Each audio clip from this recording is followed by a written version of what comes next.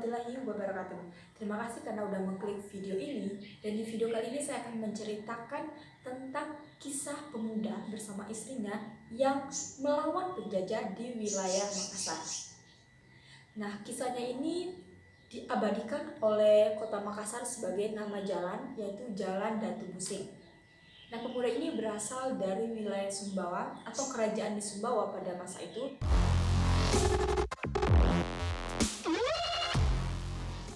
Datu Busing bernama lengkap Lalu Malaranging Dea Temuseng.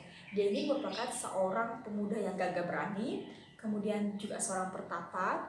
Dia bahkan bisa berjalan di atas air. Nah, ternyata kesaktiannya ini itu menurut dari sang datu, yaitu Lalu Sapukai atau lebih dikenal dengan Biji Lempe, di mana sang Datu Busing atau lebih akrabnya disebut dengan Dea Temuseng itu memiliki 3 pusaka sakti. Yang pertama bernama Parumaero, yang kedua bernama Keris Sakti Sambang, dan merupakan keris yang paling sakti dalam kisah ini. Dan yang ketiga yaitu adalah Tombak Tematampir. Jadi suatu hari pada si Datu Temuseng ini sedang berburu bersama anjingnya, dia dengan santainya itu melewati Selat Alas dengan berjalan di atas Selat Alas dan sekalian menyeberangi Selat Alas bersama anjingnya untuk mengejar buruannya sampai ke puncak Gunung Rinjani di Pulau Lombok.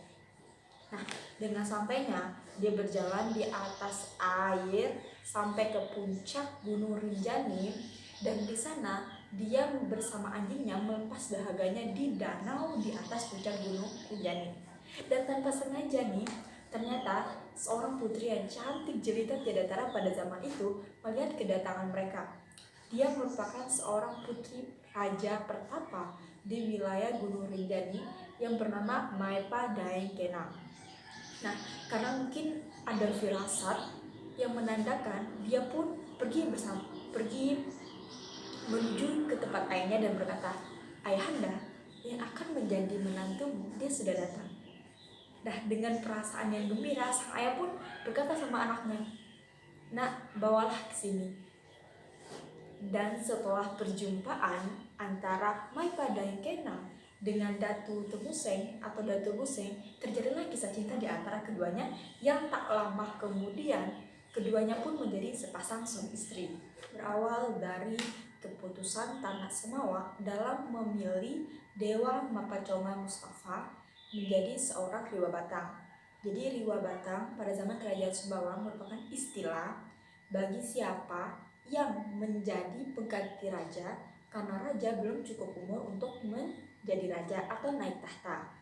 Nah, ternyata keputusan dari Tanah Samawa ini itu membuat Datu Jerewet atau pimpinan di wilayah Jerewet itu menjadi kecewa atau sakit hati. Hal ini disebabkan karena Datu Jerewet itu sangat berambisi besar untuk menjadi sultan atau raja di wilayah Sumbawa atau di Tanah Samawa. Nah, kemudian dia tuh mikir gimana sih caranya biar atau supaya dia itu menjadi raja di Tanah Samawa. Dan sampai akhirnya dia memilih atau mengambil keputusan untuk mempengaruhi VOC di wilayah Makassar. Dan akhirnya dia pun berangkat ke Makassar, dan dia berangkat melalui wilayah Sumbawa Timur, dan dia itu mengambil kesempatan untuk mempengaruhi raja-raja di wilayah Sumbawa Timur. Nah, sampainya di wilayah Sumbawa Timur, dia pun mempengaruhi beberapa raja di sana, seperti Raja Bima, kemudian Raja Dompu, dan raja-raja lainnya. Barulah dia menuju ke Makassar untuk bertemu dengan Belanda atau bertemu dengan VOC. Ternyata dengan datangnya Datu Jerewet ke Makassar membuat Belanda bisa membuka peluang untuk mengadu domba raja-raja di wilayah Sumbawa.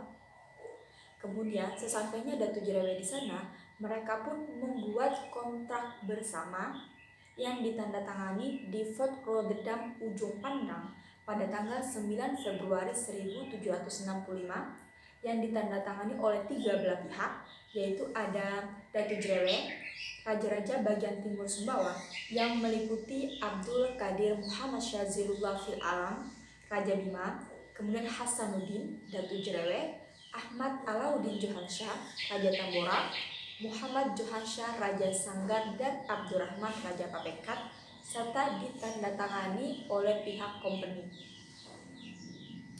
Nah, pengkhianatan Datu Jerewet akhirnya tidak lama kemudian sampai ke wilayah Sumbawa, sampai ke pelosok-pelosok desa. Nah, inilah yang menimbulkan amarah rakyat pada waktu itu. Karena kabar yang sudah menimbulkan amarah rakyat, akhirnya pemangku sultan segera bertindak untuk mengundang Menteri Telu atau 3 menteri. Kemudian ada Pengantong 12 yang terdiri dari Memanca 5 dan Leluhur Pitu untuk menuju ke Lunyuk Agung. Jadi Lunyuk Agung itu merupakan istilah bagi istana dalam Loka pada masa kerajaan Sumbawa dulu.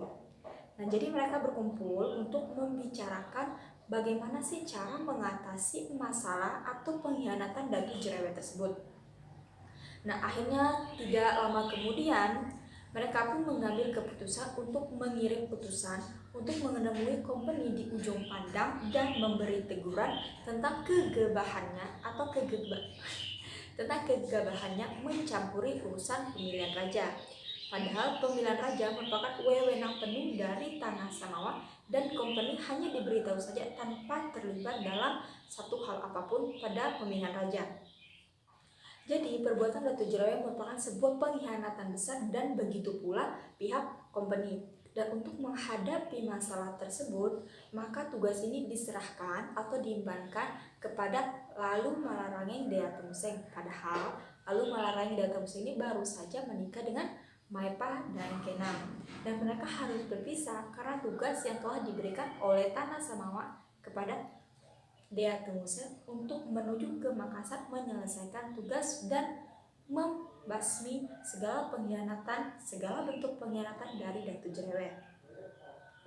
Deatemuseng pun tanpa ragu menerima dan menjunjung sepenuhnya keputusan dan segala perintah yang telah diberikan atau dibebankan kepadanya oleh pihak kerajaan.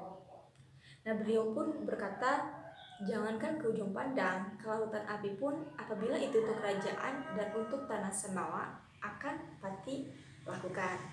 Dalam perjalanan nanti, mohon diperkenankan berangkat bersama istri pati. Nah, Riwa Batang atau pengganti Raja sementara, Dewa Mapacoma Mustafa mengiyakan bahkan memberi sebuah semangat. Riwa Batang mengatakan dengan penuh semangat, yaitu tentu anakku, istrimu harus engkau bawa untuk memberi dukungan dan semangat dalam berjuang. Nah, sekarang persiapkanlah segala perlengkapan dan bawalah penggawa seberapapun yang Ananda butuhkan. Dan kepada Syahbandar sudah diperintahkan untuk menyiapkan perahu yang akan menjadi tumpangan Ananda ke ujung pandang. Nah, jadi setelah percakapan itu, Syahbandar pun menyiapkan perahu yang akan ditumpangi oleh Maipa dan Kenang dan sang suami menuju ke Makassar. Nah, kemudian sekembalinya dari istana tadi, Deatemuseng pun menemui istrinya dan menyampaikan tugas atau amanah yang telah diemban kepadanya dari pihak kerajaan. Ia pun mengajak Maipa dan Kenang untuk ikut bersamanya. Dan tanpa berpikir dua kali, sang istri pun mengiyakan dan berkata, ia hidup dan mati bersama suaminya dan pasrah menempuh maut mendampingi sang suami.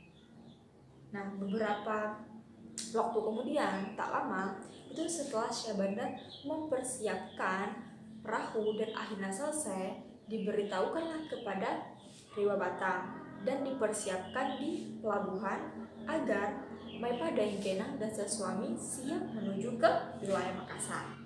Nah, setelah Syahbandar mempersiapkan perahu di pelabuhan, lalu Malarangeng Deatemuseng dan Maipa Daengkenang beserta rombongan dan para penggawa yang telah disiapkan itu sudah siap di pelabuhan. Kemudian Deatemuseng pun meminta izin dan restu kepada Riwa Batang untuk berangkat ke Makassar. Dan Riwa Batang bersama dengan kerabat kerajaan lainnya melepaskan Deatemuseng bersama rombongan dengan iringan azan Allahu Akbar dan berkata, dengan asma kebesarannya akan sirna segala kezaliman dan kebatilan.